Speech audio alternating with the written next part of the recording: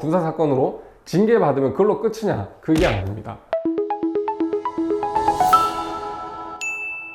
지난 시간에 군 형사사건의 어떤 특수성, 그렇기 때문에 군 형사사건을 전문으로 하는 변호사의 조력이 필요하다라는 점을 알려드렸고, 군 형사사건의 경우에는 반드시 군 징계가 필수적으로 수반된다, 이 말씀을 드렸죠. 그래서 오늘은 직업군인의 군 징계, 그 중에서 중징계에 대해서 어떤 불이익이 있는지 좀 설명을 드릴까 합니다. 당연히 군 징계는 중징계와 경징계로 구분할 수 있는데요. 중징계는 파면, 해임, 강등, 정직, 이 네 가지가 중징계에 해당되고, 경징계는 감봉, 근신, 견책, 이 세 가지가 있습니다. 그 중에서 오늘은 중징계에 대해서 한번 또 불이익을 설명드리도록 하겠습니다. 일단 파면과 해임, 가장 세죠. 파면과 해임이 되면 군인사법에 따라서 제적 처분이 되고 군인 신분이 박탈이 됩니다. 그것뿐만이 아니라 파면은 향후 5년 동안 공직 취임이 제한이 되고, 해임은 향후 3년 동안 공직 취임이 제한이 됩니다. 이뿐만이 아니라 퇴직연금의 경우에 파면이 되면 50%가 삭감이 되고, 해임 같은 경우에는 사안의 어떤 내용에 따라 좀 다르지만 최고 25% 퇴직연금이 감액될 수 있는 아주 무거운 징계에 해당됩니다. 그 다음으로 이제 강등인데요. 강등은 말 그대로 한 단계 계급을 내린다는 의미죠. 다만 여기서 좀 특이한 점이, 예를 들어 가지고 소위가 강등 처분을 받게 되면 준위로 이렇게 계급이 강등이 될까요? 그렇지는 않습니다. 강등 처분이라는 것 자체가 해당 계급, 장교면 장교, 부사관면 부사관, 직군 내에서 강등이 되는 것이기 때문에 소위는 더 이상 이제 강등 처분은 불가능하고, 마찬가지로 하사 같은 경우에도 병사로 이렇게 강등되고 이런 절차는 없습니다. 또 하나의 강등의 특수성이 임시계급이라는 게 있거든요. 특정 보직에 따라 가지고 임시계급이라고 해서 임소령 뭐 이렇게 부르는 계급이 있어요. 이런 임시계급 같은 경우에는 원계급으로 복귀 후에 한 단계 강등을 한다는 겁니다. 무슨 말이냐면, 임소령 같은 경우에는 임시계급으로 소령이 부여됐기 때문에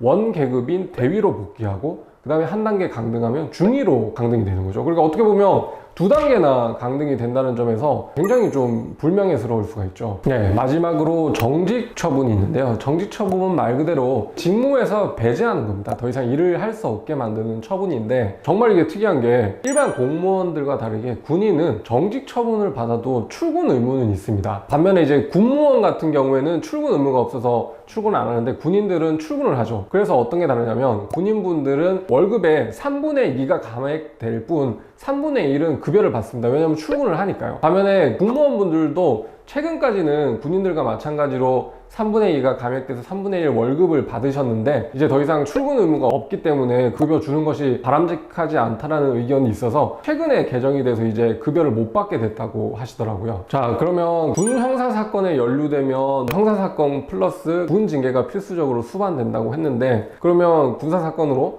징계받으면 그걸로 끝이냐? 그게 아닙니다. 중징계를 받게 되는 경우에는 현역 복무 부적합 심사라는 걸 또 받아야 돼요. 여기서 만약에 부적합 판정을 받으면 또 군인사법에 따라서 제적 처분이 돼서 군인 신분이 박탈되는 결과가 될 수도 있거든요. 온강에서 맡았던 한 사례를 설명을 드리면, 이분이 군대 그 참모로 근무하시는 임소령 분이셨어요. 부대 이제 회식을 하고, 워낙 이제 오지에 있으니까 대리운전 기사가 부르기 쉽지가 않았죠. 대리운전 기사를 계속 기다리다가 너무 잡히지 않으니까 운전을 해버리고 말았습니다. 그래서 결국엔 단속이 됐고, 혈중 알코올 농도는 0.082. 군인 징계 규정에는 혈중 알코올 농도에 따라서 중징계, 경징계를 구분하고 있는데, 0.08 미만인 경우에는 경징계 구간이지만 0.08을 초과하는 경우에 중징계 구간에 해당돼서, 국방부의 군인 군무원 징계 처리 업무 훈령에 따르면 0.082 같은 경우에는 정직 아니면 강등, 반드시 중징계 처분이 내려져야 한다고 규정이 돼 있거든요. 군징계 사건이 좀 특이한 게, 음주 사건이나 성범죄 사건 같은 경우에는 감경 사유가 있어도 징계를 감경할 수 없다는 규정이 있어요. 무슨 말이냐면,